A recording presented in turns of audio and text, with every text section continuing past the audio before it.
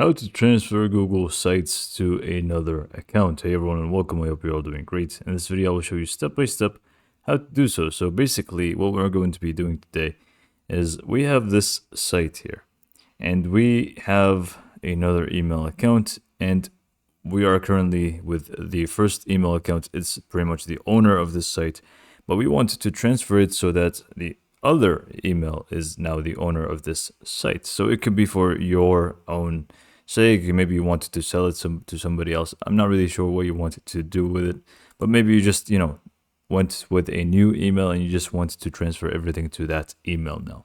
So pretty much what you need to do to get started is first go to your Google Sites, obviously, and just go in and open up the site that you want to transfer the ownership to. So in my case, it's called Site 1. And basically, we want to make this site now for somebody else. So what we can do is just go ahead and add another person. So share with others on the top here. So you can just click on share with others. And once you click on that, you pretty much what you want to do is just go ahead and add their email address. So I'm just going to add myself here. And then you can just set them as editor. So once you set it up to be editor, they're not going to be an owner yet. You just want to set them up to be an editor. And we can see what editors do when we click on settings. Editors can publish, change permissions, and add new people. So if you set it up to be an editor, they can do all of these things. So now we can just go ahead and click on send. And now we added them as an editor. Now here's the thing, they are not an owner yet. They're still just an editor. So we want to make them an owner. So what next? So if it's yourself and you just want to go from email to email, you can do it yourself. But if it's not, you will need to contact them and let them know exactly what they need to do.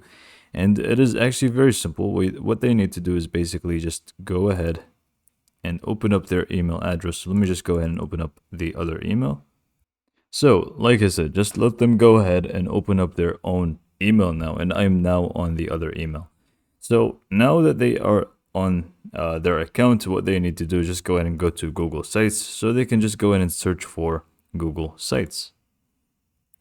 And now that they did this, all they need to do is just go ahead and open up Google Sites one more time. And now, because we did share access with them, they should see the site 1 or whichever site that you actually gave them permission to edit. They should see it in the recent sites here. So you just click on it, and now they'll be able to obviously adjust it to their liking and, make whatever they want with it, but they're still not the owner.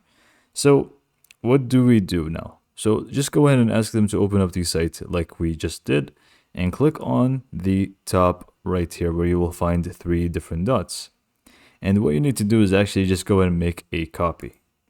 Click on make a copy, give it a name. So new ownership site 1.